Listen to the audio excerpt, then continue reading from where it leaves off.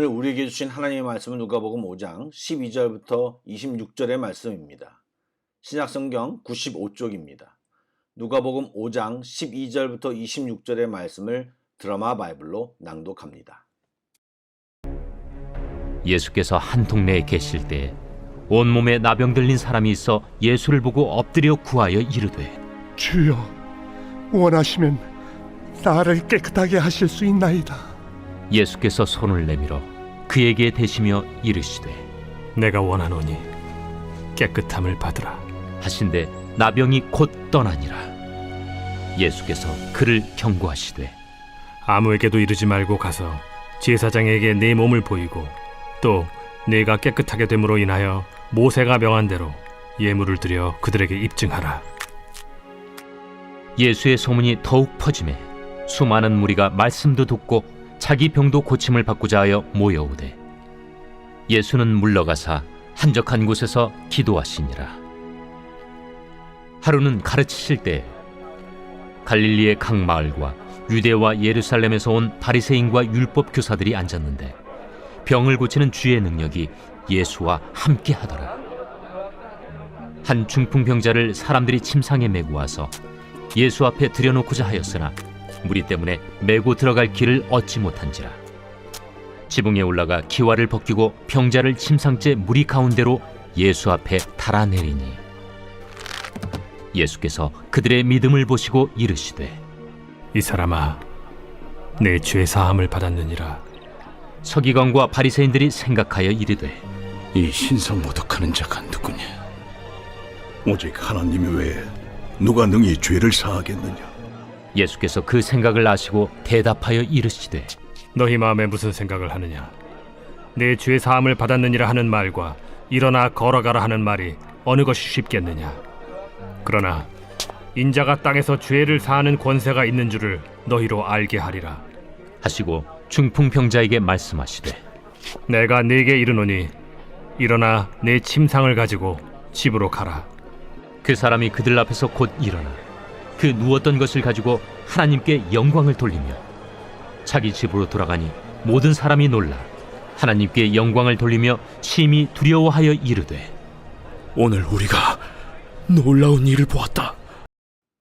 샬롬, 오늘도 하나님의 은혜와 평강이 주님 앞에 계신 모든 분들께 충만하기를 소망합니다. 오늘도 주님의 귀한 말씀과 기도 응답으로 우리의 영혼이 살찌고 살아나기를 주님의 이름으로 축복합니다. 아멘. 오늘 본문에는 두 가지 치유 이적이 소개되고 있습니다. 나병과 중풍병. 당시에는 절망적인 질병이었음에도 예수님은 너무나도 쉽게 치유해 주셨고 또 제사함을 선포하셨습니다. 자세히 살펴보겠습니다. 첫 번째 병자는 나병 환자였습니다. 나병은 당시 불치의 병이기도 했지만 죄로 인해 생긴 병으로 취급받아 육적인 고통뿐만 아니라 사람들과 격리되어 살아야만 했습니다. 그것이 얼마나 힘들고 괴로웠겠습니까? 그런데 예수님의 소식을 듣고 소망을 걸고 예수님께 나아왔습니다. 나병 환자가 뭐라고 고백합니까? 주여, 원하시면 나를 깨끗하게 하실 수 있나이다 라고 말했습니다. 여러분, 당시 사람들은 나병을 고치는 사람을 메시아라고 생각했습니다.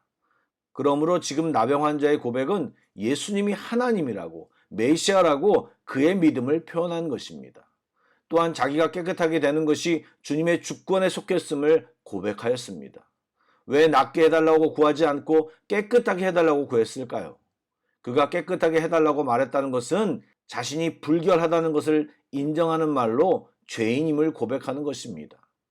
그는 나병 환자이었지만 올바른 시각과 믿음을 가지고 있었습니다.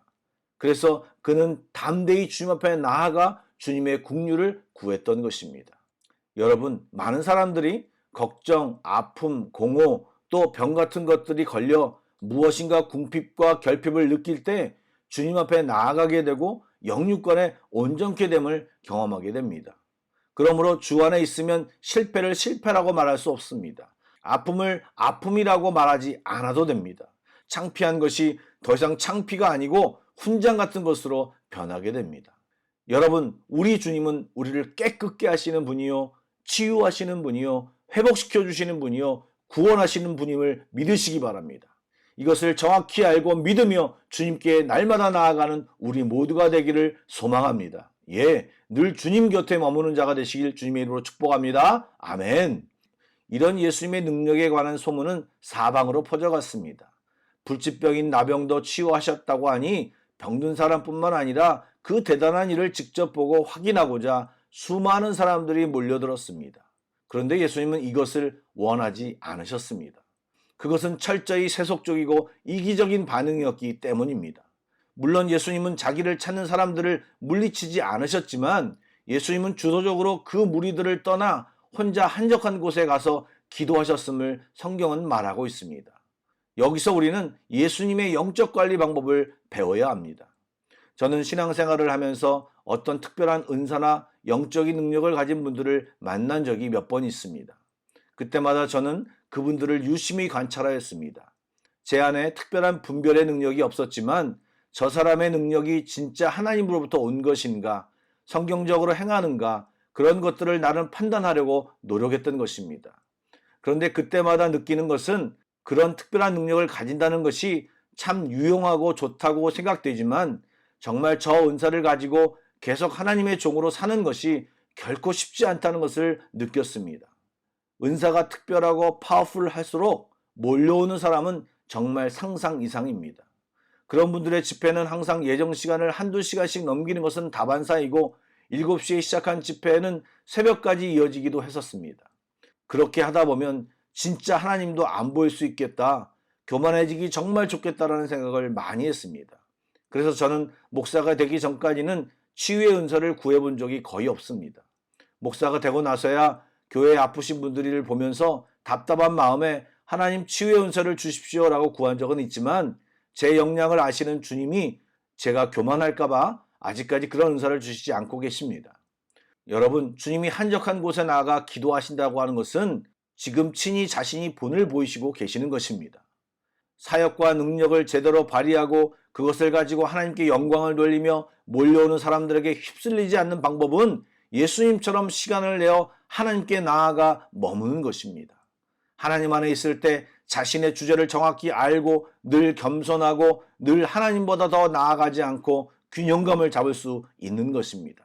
동일합니다. 몰아치는 세상에 휩쓸리지 않고 세상의 가치관에 따라가지 않고 교만해지고 싶어 하며 나를 과시하고 싶은 욕망에 빠지지 않으려면 주님께 나아가 주님 앞에 머무는 시간을 가져야만 하는 것입니다. 절대로 우리의 다짐과 결심만으로는 관리되지 않습니다. 이어 나오는 내용은 예수님이 중풍병자를 고치시는 이야기입니다. 이 사건은 성경에 나오는 치유 사건 중에서 굉장히 독특한 내용 중에 하나입니다. 왜냐하면 예수님이 죄사함을 선포하고 중풍병을 고쳐주셨는데 환자의 믿음이 아니라 환자를 메고 온 사람들의 믿음 때문이었습니다. 무슨 내용입니까? 예수님이 계신 집에 사람이 너무 많아 들어가지 못하게 되니 중풍병자를 메고 온 사람들이 집 지붕으로 올라가 기와를 벗기고 병자를 무리 가운데 달아내려 병자를 예수님 앞에 서게 한 것입니다. 중요한 것은 예수님 앞에 사람을 세우는 것입니다. 이렇게 내가 나아가는 것도 중요하지만 우리가 다른 사람을 주님 앞에 데려가 세우는 것도 중요합니다.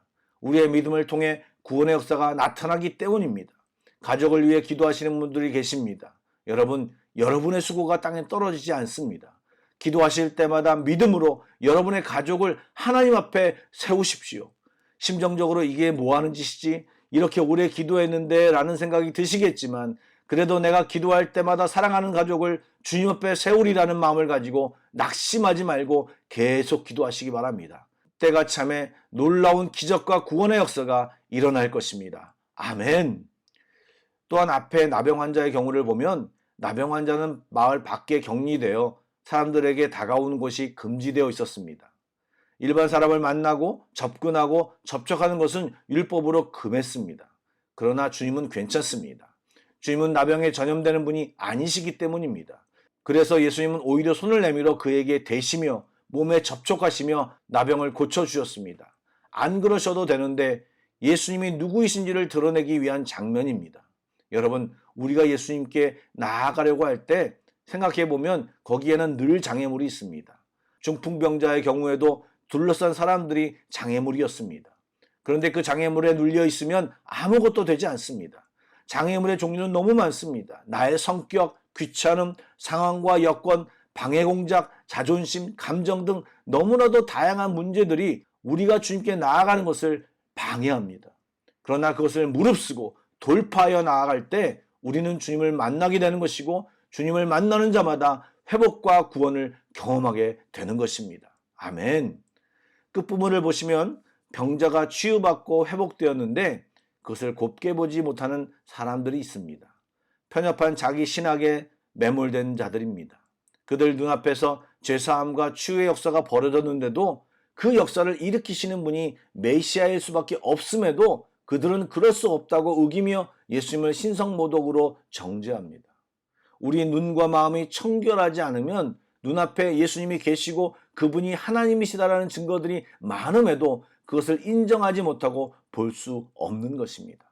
그러므로 우리의 눈과 마음에 더러운 것들, 내 생각들, 내 판단들, 내 고집들을 벗겨낼 때, 내려놓을 때 우리는 주님의 말씀, 주님의 마음을 그대로 받을 수 있는 것입니다. 아멘. 사랑하는 성도 여러분, 주님께 나아갈 때 우리가 회복되고 소생하고 구원을 경험할 수 있습니다. 2022년 우리 모두 최선을 다해 주님께 나아가 주님 앞에 머무는 저와 여러분이 되시길 주님의 이름으로 축복합니다. 아멘. 기도하겠습니다. 오늘도 살아계셔서 우리를 눈동자와 같이 지키시는 하나님, 오늘도 주의 이름을 부릅니다. 연약하여 주의 이름을 부르며 주님께 나아갑니다. 많은 방해물이 있습니다. 넘어가게 하시고 물리치게 하옵소서. 이 시간 우리를 기도하지 못하게 하는 모든 것들은 나사렛 예수 그리스도의 이름으로 명하노니 우리 앞에서 떠나갈지어다. 아멘. 오늘 간절히 기도하는 모든 심령 위에 주여 회복과 기쁨과 감격이 넘치게 하시고 우리를 구원하여 주시옵소서. 예수님의 이름으로 기도드립니다. 아멘. 계속해서 찬양 한 곡을 묵상하시고 합심 기도와 개인 기도로 나아가겠습니다.